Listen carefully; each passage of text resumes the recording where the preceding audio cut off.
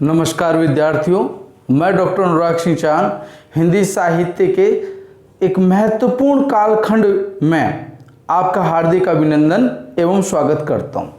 हिंदी साहित्य का यह कालखंड साहित्य के इतिहास में 1953 से अद्यतन नई कविता अथवा नवलेखन काल के नाम से जाना जाता है। यह कालखंड नए भावबोध, नए जीवन मूल्य, नए शिल्प विधान के नवीन प्रयोगों के लिए लोकप्रिय है। नई कविता जो शब्द है वह शब्द वस्तुतः अज्ञेय द्वारा प्रतीक पत्रिका में जून 1951 में प्रयोग किया गया था। ये नई कविता सही मायने में नयापन किस प्रकार से है, या हम एक चीज ये कह सकते हैं कि गिरिजा कुमार माथुर एवं बालकृष्ण राव जहां ये उल्लेख करते हैं कि छायावाद के उपरांत जो काव्य सृजन हुआ है यह नई कविता है, तो ये नई कविता किन नएपन को लिए हुए, इनकी बात हम प्रस्तुत कालांश में करेंगे। मूलतः नई कविता को एक तो इसके विविध जो आंदोलन है एवं इसके विविध वाद, इनके बारे में आधार बनाते हुए नई कविता के स्वरूप एवं प्रवृत्तिगत विकास की बात हम करते हैं। नई कविता को बच्चों नवलेखन काल के रूप में जाना जाता है।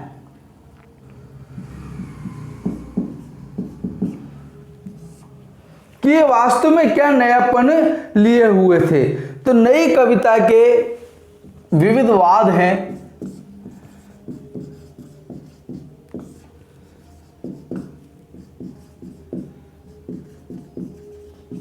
नई कविता के विविध वाद।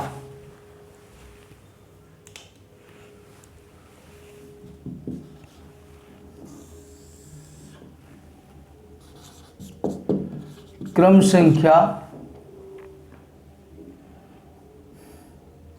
वाद प्रस्तोता एवं वाद। अब ये कितना नयापन लिए हुए हैं ये हम इनकी प्रवृत्तियों से जानते हैं। जैसे सर्वप्रथम जब हम वाद की बात करते हैं तो हम अज्ञेय की बात करते हैं। अज्ञेय ने इसे आधुनिक भावबोध,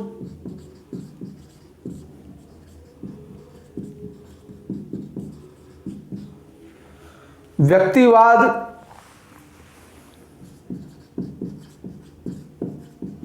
एवं अस्तित्ववाद ये नाम दिए। फिर हम आए धर्मवीर भारती पर। साहित्य में बहुत बड़ा नाम है धर्मवीर भारती जी का। धर्मवीर भारती ने इसे देहवाद व रुचिवाद के नाम से जाना। फिर भवानी प्रसाद मिश्र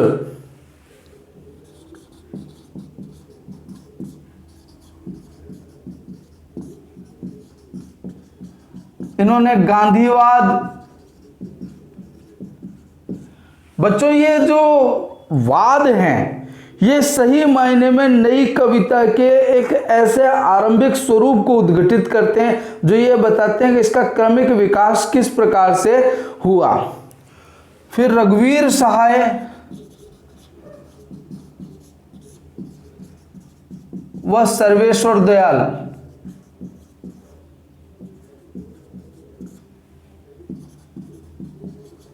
सक्सेना,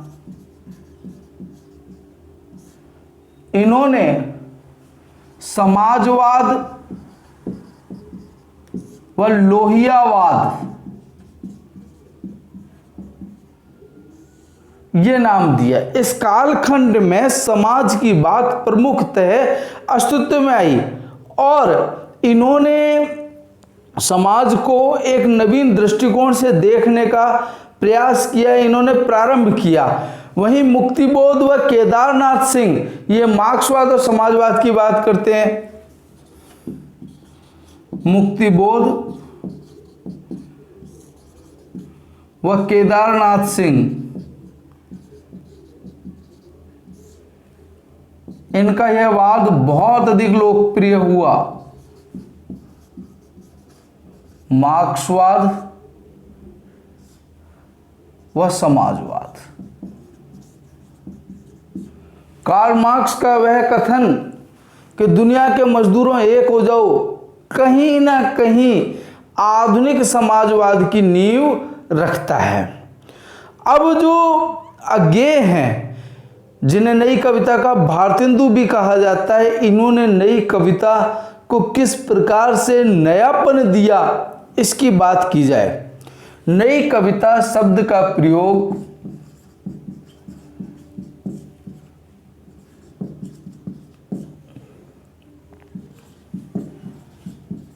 सर्वप्रथम अज्ञेय द्वारा किया गया। प्रतीक पत्रिका में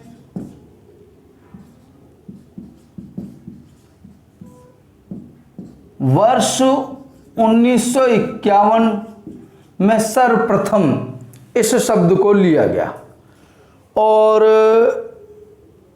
प्रतीक पत्रिका के वर्ष 1951 के जून माह के अंक में इस शब्द का प्रयोग किया गया। अब नई कविता आंदोलन जो था, उसको एक संस्था ने, एक साहित्यिक पत्रिका ने 3 लेखकों के माध्यम से, जिन्होंने अपने विविध लेखों से यह बताया कि नई कविता किस प्रकार नयापन लिए हुए है, इसको प्रस्तुत किया। वह थी परिमल।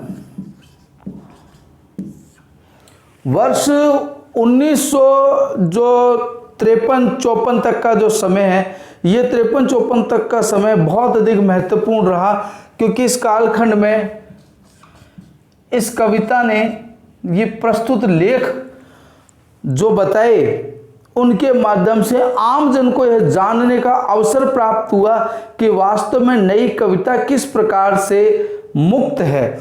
तो नई कविता के मुक्त छंद, इसके लेखक हैं डॉक्टर रामस्वरूप चतुर्वेदी।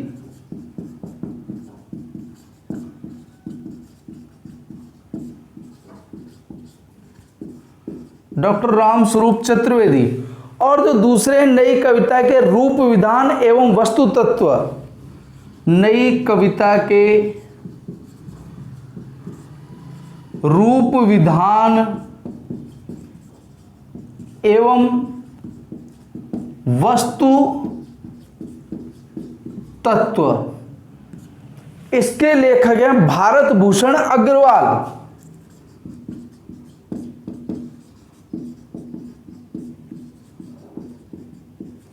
और जो अंतिम लेख है वह है नई कविता श्रोता के दृष्टिकोण से।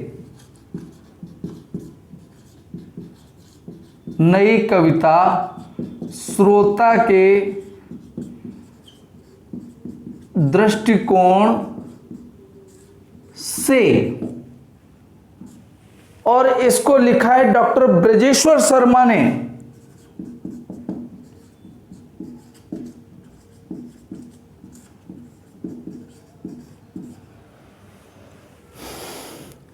ये वे लेखक थे जिन्होंने साहित्य की दिशा और दशा को एक नए स्वरूप में बांटा, जिसे हम ये मान सकते हैं इसमें परिमल की बहुत अधिक महत्वपूर्ण भूमिका रही। लेकिन इसका वास्तविक विकास नई कविता पत्रिका से, जो कि 1954 ईस्वी में प्रकाशित हुई, उससे माना जाता है। और जगदीश गुप्त ने इसका प्रमुख उल्लेख किया। नई कविता ये एक पत्रिका थी और जगदीश गुप्त ने इस पत्रिका के माध्यम से सही मायने में इसका वास्तविक विकास किया।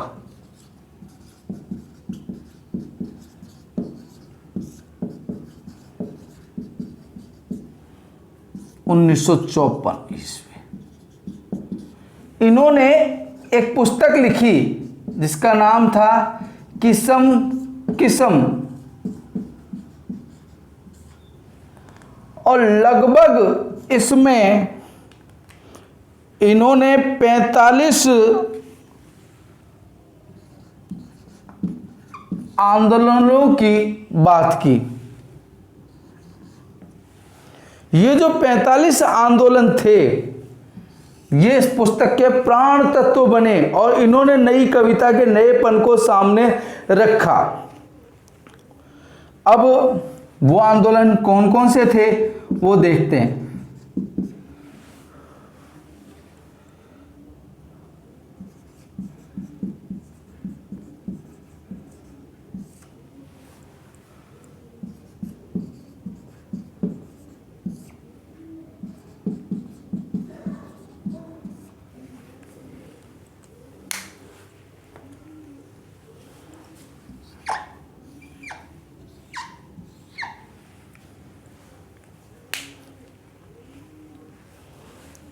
जो सर्वप्रथम आंदोलन माना गया वह था साठोत्तरी कविता।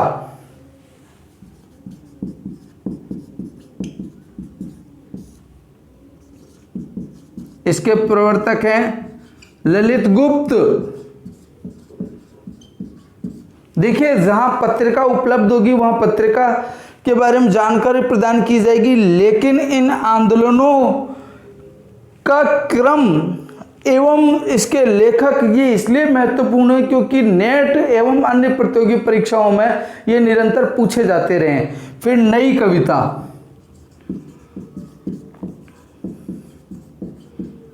नई कविता जैसा कि अभी हम बात कर चुके हैं, जगदीश गुप्त।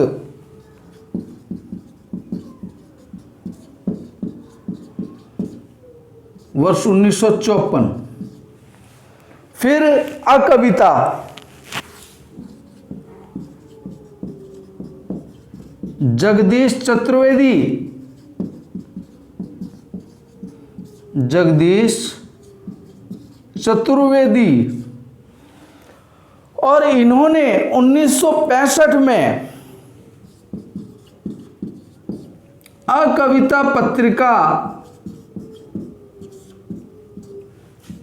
जिसके लेखक हैं, संपादक हैं श्याम परमार,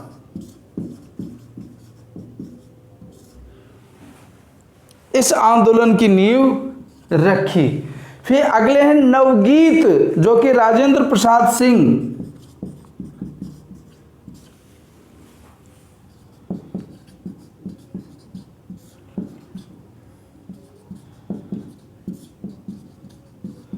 नवगीत राजेंद्र प्रसाद सिंह, ये एक बहुत महत्वपूर्ण आंदोलन था। 1900 जिसे कहते हैं कि 58 में इसकी नींव पड़ी, और गीतांगिनी पत्रिका ने इस आंदोलन को सहेजा। ये बहुत महत्वपूर्ण पत्रिका है, इसलिए इसका ध्यान रखिएगा। फिर है ताजी कविता। जाहिर सी बात है कि जब ये पुराने सारे मुलम्मे त्याग करके ये बात कर रही है तो इसमें कुछ ना कुछ ताजापन है। लक्ष्मीकांत वर्मा,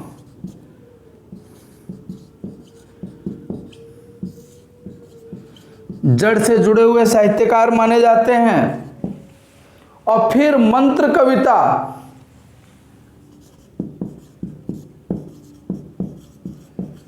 सुरेश वात्स्यायन।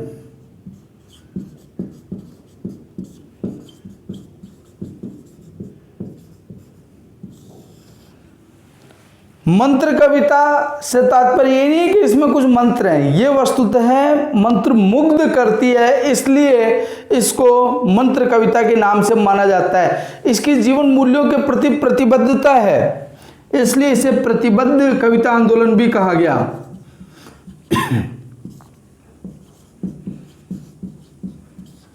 और इसके प्रवर्तक हैं परमानंद श्रीवास्तव।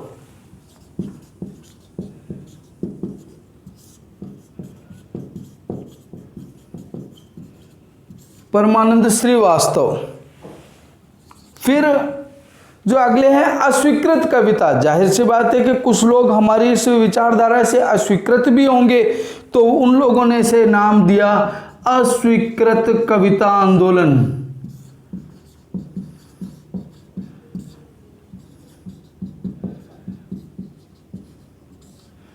जो अस्वीकृत कविता आंदोलन है, ये श्रीराम शुक्ल के द्वारा वर्ष 1969 में उत्कर्ष पत्रिका में आया। श्रीराम शुक्ल वर्ष 1969 उत्कर्ष पत्रिका में। ये वे आंदोलन थे जहां तक आते आते नई कविता अपने आप में एक प्रमुख अस्तित्व प्राप्त कर चुकी थी। फिर सनातनी सूर्योदय,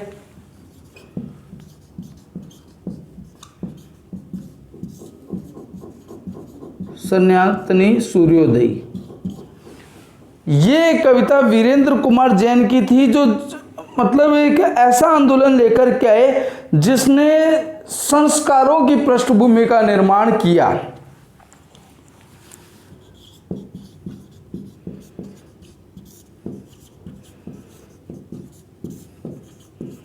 वीरेंद्र कुमार जैन, और 1962 ईस्वी में आंदोलन अस्तित्व में आया और भारतीय पत्रिका ने इसे सहेजा।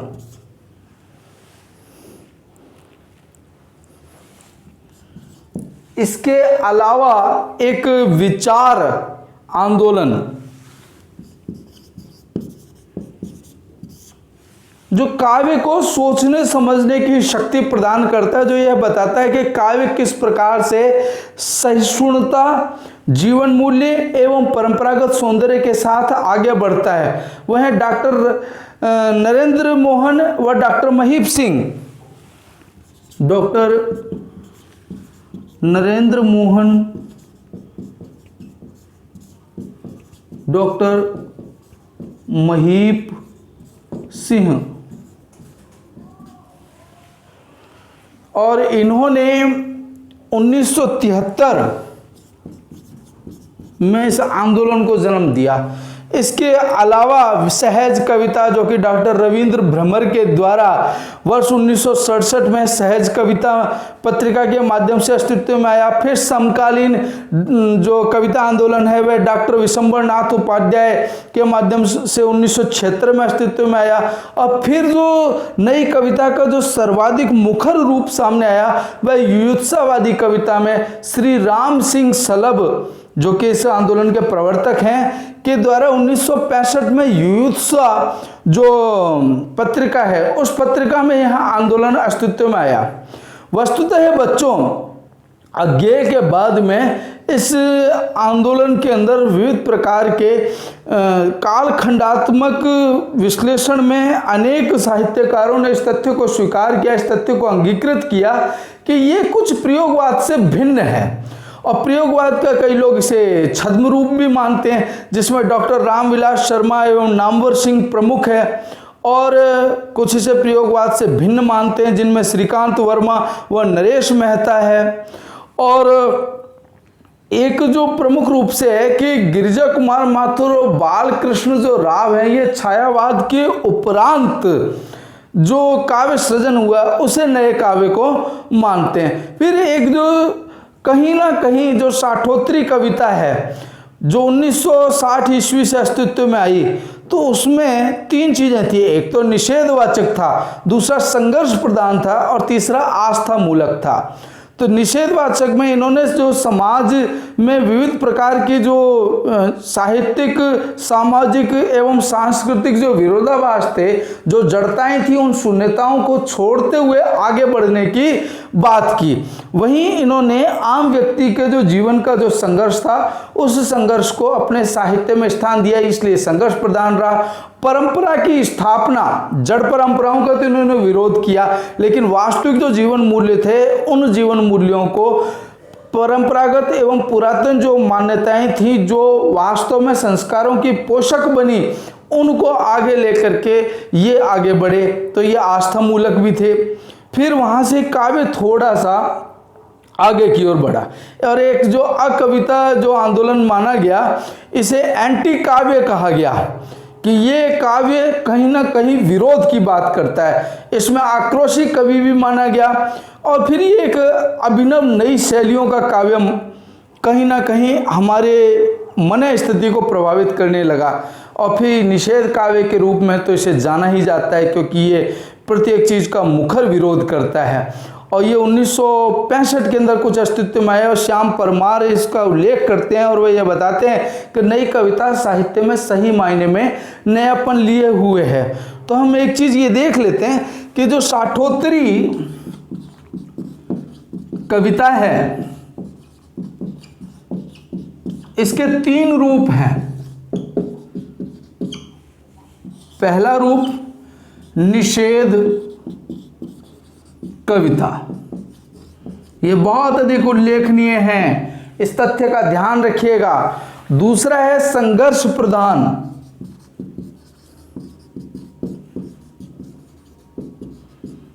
और तीसरा है आस्था मूलक, जो कि मूलतः परंपरा को बचाने की बात करते हैं, कवायद करते हैं, परंपरा पोषक।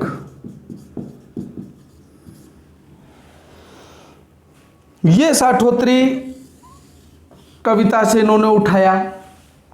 बाकी जो इसमें प्रमुखतः यही तथ्य है कि ये कहीं ना कहीं प्रयोगवाद का छद्म रूप माना जाता है, ये प्रयोगवाद से भिन्न है और ये नई कविता जो है ये छायावाद के उपरांत जो काव्य सृजन हुआ इसकी बात करती है। आगामी कालांश में हम नई कविता की विविध प्रवृत्तियों की बात करेंगे कि लेखक किस प्रकार से नए काव्य का सृजन करता है और वह ये बताता है कि जीवन शैली क्या है, किस प्रकार से है और कैसे उसमें आगे बढ़ा जाता है।